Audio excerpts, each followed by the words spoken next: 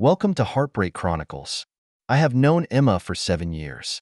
In the vast hinterland of the American Midwest, we met through a common faith. Every Sunday morning, the church bells awaken us to our devotion to God.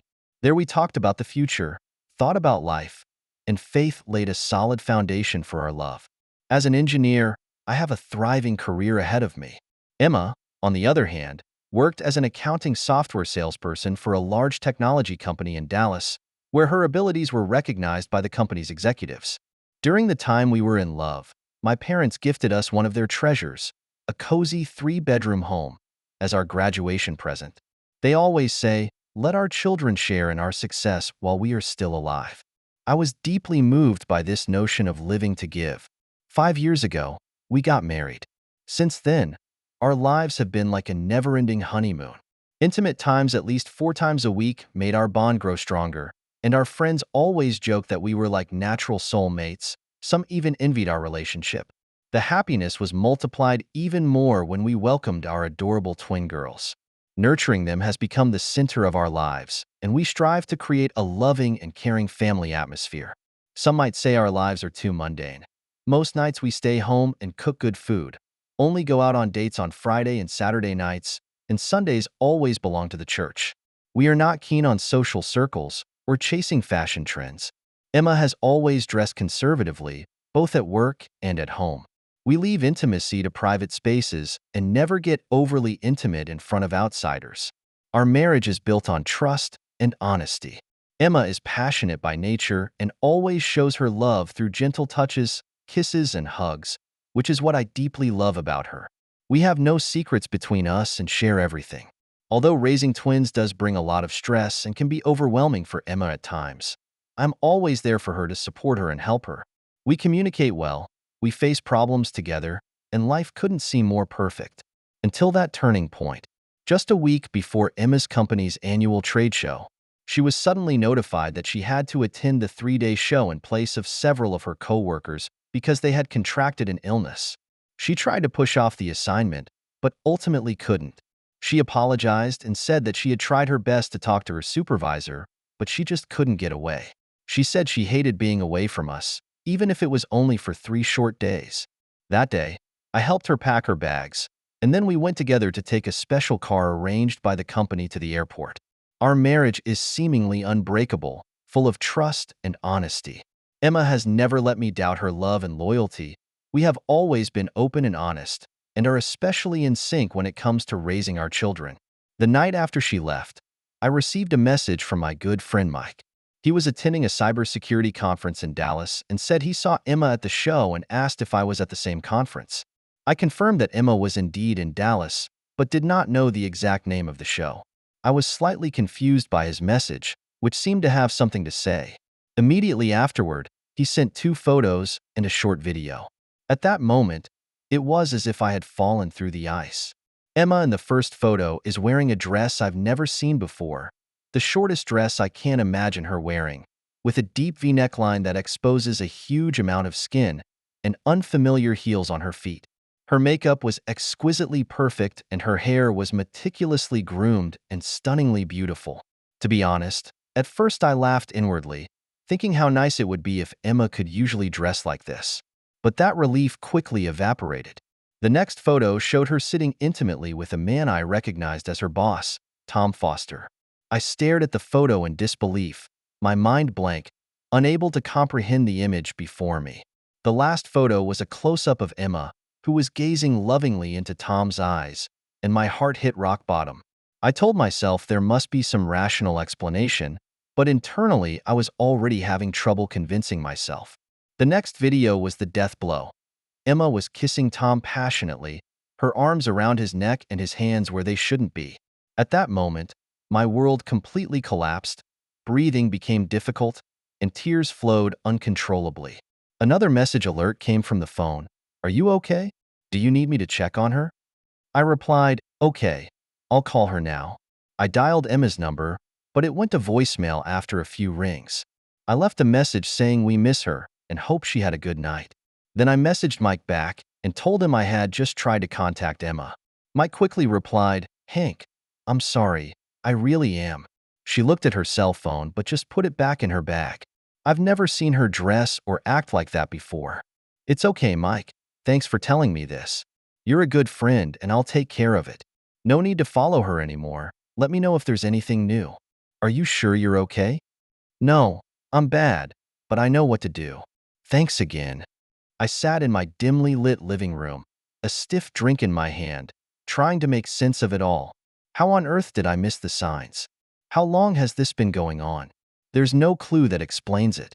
We seem to have grown closer in the last 6 months. What's going on here? An hour later, Mike sent more photos and videos. One video shows them on the dance floor, with Tom's hand ambiguously stroking Emma's back.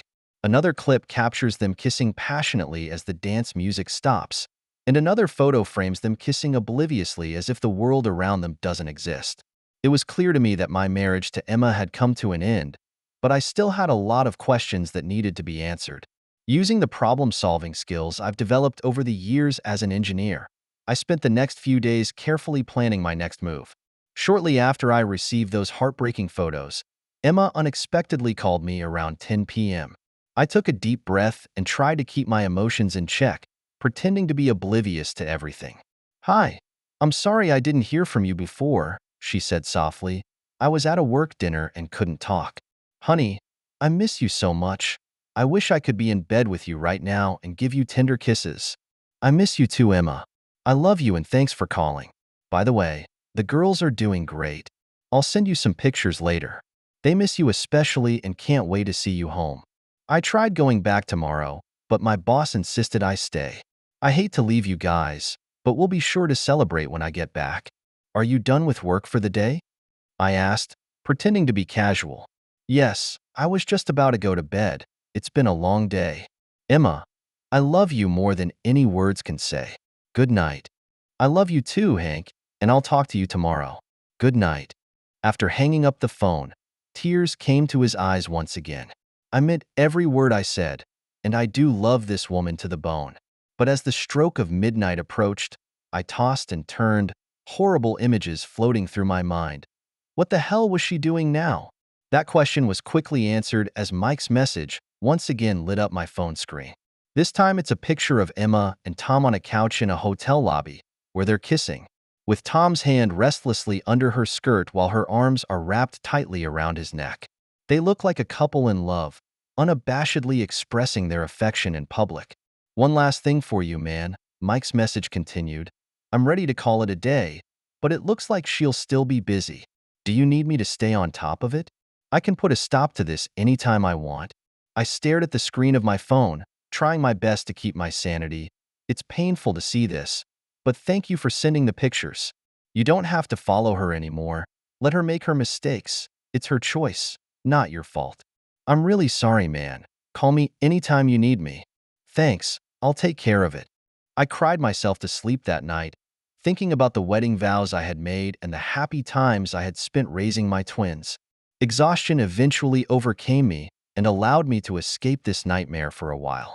The next morning, Emma sent a series of loving messages full of heart symbols and kissing emojis saying how much she missed me and the girls and hinting at a night of passion when she got back.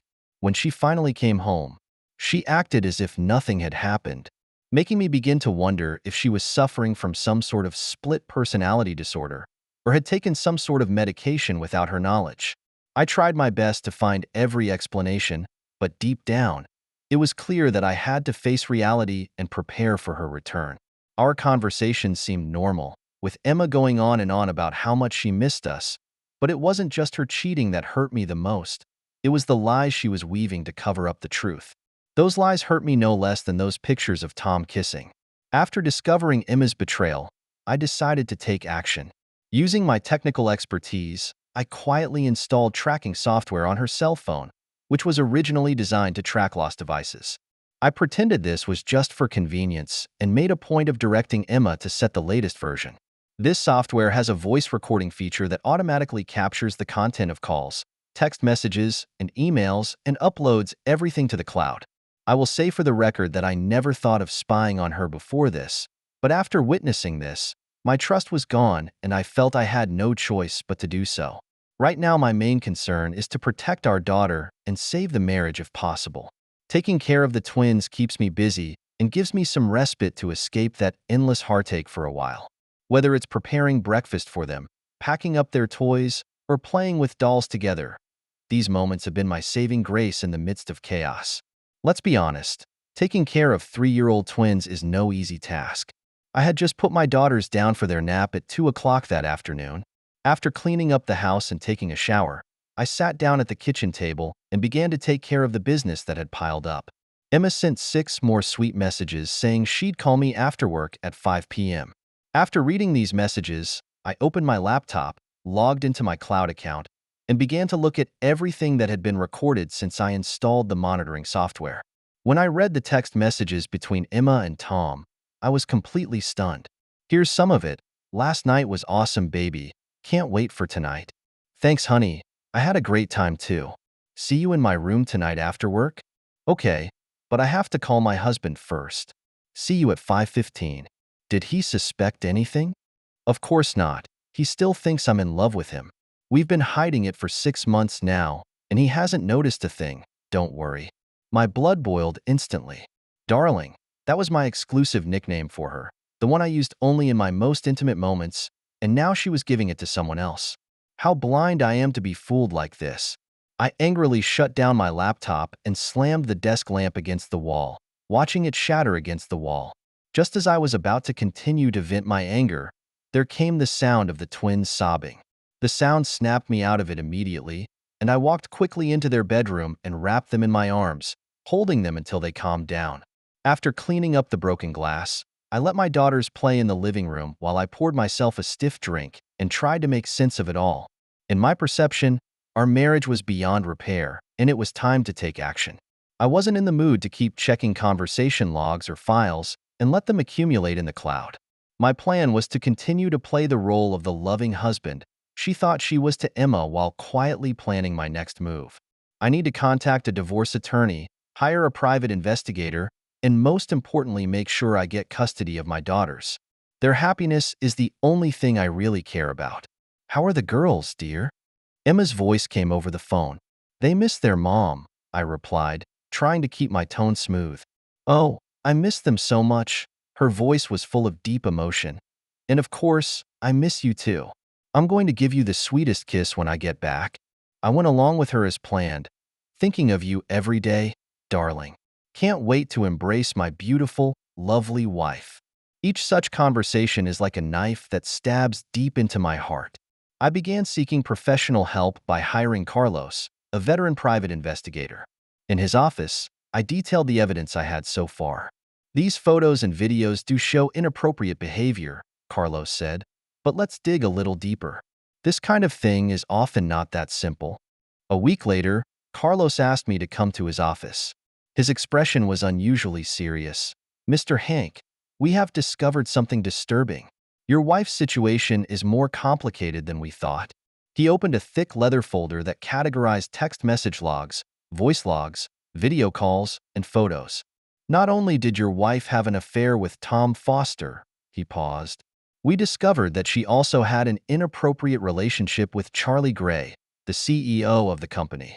I felt a wave of vertigo and had to hold on to the table to stay on my feet. Carlos goes on to show more evidence. Text message records between Emma and Tom show that it was Tom who introduced her to Charlie, leading to the formation of this love triangle. "This conversation is particularly noteworthy," Carlos said, pointing to a page of text message transcripts. "Tom showed a great deal of interest in Emma when he proposed to her that she meet Charlie. I read the conversation carefully. Tom, Charlie is very impressed with you and wants to get to know you better." Emma, really? I heard he's been married for 25 years. Tom, don't worry about that. We can arrange a private dinner. Emma, sounds exciting. When? The evidence that followed was even more heartbreaking. Photographs taken by a team of private investigators show that Emma often meets Tom at lunchtime, and on certain specific evenings, she meets Charlie for rendezvous in upmarket hotels. "What's most disturbing is this," Carlos said as he played a recording of a conversation between Emma and Tom. "Last night with Charlie was fantastic." Emma's voice was full of pleasure. "I knew you guys would get along," Tom said with a smile. But we have to be careful that Hank doesn't find out. Don't worry, we all understand the importance of confidentiality. My hands were shaking and my stomach flipped, wanting to vomit kisses. Carlos gave me a glass of water to calm me down. I'm sorry you have to deal with this, he said, but you need to know the truth. So far, we've collected over 75 pages of text message transcripts, 25 pages of email exchanges, and tons of photo and video evidence. When I got home, I decided to have a tentative conversation. Emma and I watched a movie called Unfaithful together, and during the viewing, I casually mentioned a female intern in the office who was pursuing me. Can you imagine me with another woman? I chuckled softly. Emma's reaction was stronger than expected. Really? Who is it? If I find out you're thinking about her, I'll leave you. You're mine and mine only. Her double standard strikes me as ironic.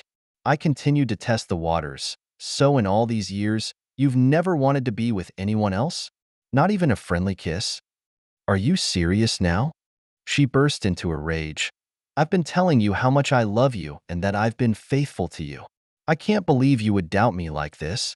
I pretended to apologize and let the conversation continue. When the mood eased, I pulled out my phone and opened the picture of Emma and Tom kissing on the dance floor. What are you doing, Hank? Why aren't you watching the movie?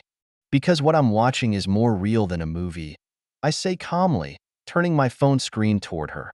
She stiffened and tried to explain. It was just a dance. He was drunk and I pushed him away. I went on to play the video of her and Tom on the couch. Looking at her flustered, I asked, "Remember the night you said you were going to bed?" This was taken 2 hours later. Emma begins to cry, claiming it was all a misunderstanding. But I didn't stop there. I pulled up pictures of her and Charlie. What about these? The private dinner with the CEO of the company? The meeting at the hotel? What's the explanation? Her face instantly turned pale. How do you know all this? Is it important? I asked rhetorically. What matters is that not only did you betray me, but you made me the laughing stock of the entire company. Tom and Charlie, Emma? Really? She broke down and fell to her knees and hugged my legs. Please forgive me. I don't know what happened to me. You're the only one I love, and I swear I'll never again. I interrupted her. Stop saying you love me. You know what's ironic? I do still love you, but that doesn't change anything. You've not only ruined our marriage, you've ruined our daughter's family. That night, we still slept in the same bed, but it was as if there was an unbridgeable gap between us. I knew it was time to execute my plan of revenge. Early the next morning, I contacted my attorney and began preparing divorce papers and a complaint against Tom and Charlie. This is no longer a simple case of marital betrayal, but the beginning of an elaborate revenge scheme. I'm going to make everyone involved in destroying my family pay. Not one of them will be spared. I made sure I was financially secure first and foremost. I started moving money around, closing joint accounts and keeping only my main credit card but reducing the limit to $2,500 just in case something happened. Emma was completely oblivious to these movements of mine and could not feel the anger building up inside of me. I have confirmed with my attorney that I will not be forced to move out after the divorce since the house is premarital property. I carefully prepared an email with all the video, text, and photo evidence. These will be sent to all of Emma's contacts, including her friends, family, and coworkers. In the meantime, I have folders with the same contents that I plan to give to Mrs. Foster and Mrs. Gray. These materials will be sent at the same time as the service of legal documents. My attorney showed a great deal of interest in the case, especially since it involved the CEO of a well-known East Coast company. This is not just a simple divorce case, but a scandal that could affect the company's reputation. We plan to offer a reasonable settlement before the matter is fully exposed. The next afternoon, the sheriff walked into Omnitech Industries and asked to see Mr. Gray. A few moments later, Sheriff Clark handed Charlie an envelope. Charlie stood alone in his office, reading the indictment over and over as fear gradually took over him. He immediately summoned Tom to his office. By this time, Tom had also received a court summons. "What the fuck is going on?" Tom yelled as he stormed into the office. "If my wife finds out about this, I'm fucked." Charlie snarled, "It's your fault. You promised me that this woman would never expose us." Now fix this right now, Tom, or I will destroy you and your family. Do you hear me? Tom left the office in a hurry, needing to talk to Emma immediately. As he walked toward her office, he saw the sheriff leaving in that direction. He rushed into the office and found Emma sitting there in tears. What happened? She asked, sobbing. How did he know? I got the divorce papers. Tom replied, I don't know, but Charlie and I have been served with a civil suit. You have to convince Hank to drop the suit, or Charlie will destroy us. At 11 p.m. that night, Emma called Tom and added Charlie to the three-way call. During the call, Charlie threatened to use illegal means to resolve the issue, which I clearly recorded through my surveillance software. The next day, we met at a bar. I purposely arrived 15 minutes late, leaving them waiting anxiously. At the meeting place, the private investigator has set up recording equipment. Emma, what a surprise to see you and your mates here, I said sarcastically. It seems we all know exactly where your loyalties lie. Charlie got right to the point. Hank, we want you to drop the lawsuit. Make an offer. I sneered. First of all, no amount of money will make me take Emma back. But I can drop the case on two conditions. First, $5 million in damages, and second, your wives must know the truth. Just as Charlie was about to get angry, I hit the send button on my cell phone. All of the evidence was simultaneously sent to Emma's family, friends, and co-workers' email addresses, as well as to Tom and Charlie's wife. Charlie's face contorted with rage. You're asking for it, Hank, and I'm going to make you pay for it. With that, he angrily left the bar. I turned to Emma. Now do you understand? Check your mailbox. It's all over. I've given the recordings to the police and social services. I will get custody of my daughters and you. You must pay for your choices. Watching Emma slump in her chair, tears streaming down her face as her cell phone continued to vibrate, receiving messages from friends and family, I knew my plan for revenge was halfway there. Next, let the law do the rest of the trial. I walked out of the bar and took a deep breath. This is not the end, but a new beginning. For the sake of my daughters, for the sake of the trust that was betrayed, I must make everyone involved in this betrayal pay the price they deserve. As I drove in the direction of home, I knew that starting tomorrow, Emma, Tom, and Charlie's lives would change forever. That's the price of betrayal. This revenge is not only for myself, but for those who have been deceived, Tom's wife and 4 children, Charlie's married wife, and our twin daughters. Sometimes new life can only be ushered in through total destruction. When I get home and look at the angelic faces of my sleeping daughters, I know it was all worth it. Eventually, they chose to settle and paid me $2 million in damages. The company's board of directors had to take decisive steps to avoid an even bigger scandal. Charlie Gray's career as CEO is completely over, having lost all of his stock options and severance pay to the tune of over $10 million for violating the ethics clause in his contract. However, this was only the beginning of his nightmare. His comments threatening violence against me in that recorded phone call eventually brought him to the full force of the law. The prosecutor charged him with threatening to murder, and he was eventually sentenced to 5 years in prison. His wife, after learning all the truth, filed for divorce at the first opportunity, taking most of the property. When Charlie gets out of prison, he has nothing left to lose, having been reduced from high-flying CEO to a streetwalker. The business elite, who once called the shots, now have to live on the dole of the aid stations. Tom's life trajectory is also heading towards an inevitable abyss.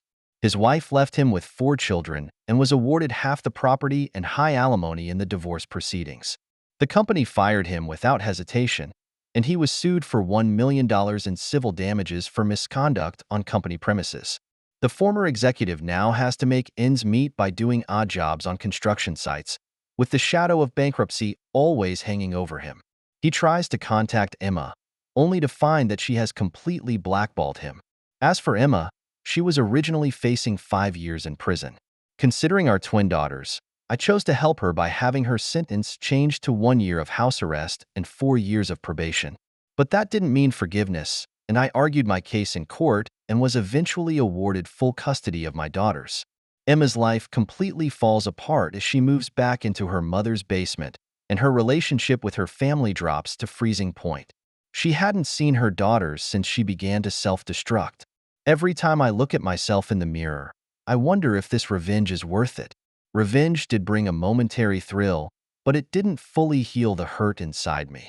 I still love Emma, or rather the Emma that was, the woman who swore to me in church to be faithful to me forever. But betrayal is like a scar that never heals, a constant reminder of that painful past. Taking care of my twin girls has become the center of my life. The mundane routines of brushing their hair every morning, taking them to school, and reading storybooks with them at night have helped me find a new meaning in life. Their innocent smiles were the best medicine for me to slowly get out of my haze. Sometimes the daughters ask about their mom. I always tell them, "Mommy is sick and needs time to heal." I don't want the shadow of hatred and betrayal to taint their innocent childhood. Maybe someday, when they're older, I'll tell them the truth. But not now. Right now, they just need to know that their dad will always love them. After this fiasco, I began to rethink the meaning of humanity and trust. I found myself becoming more cautious and conservative with my relationships. My friends often introduced me to people, but I always politely declined. It won't be easy to open up again, and it may take many more years.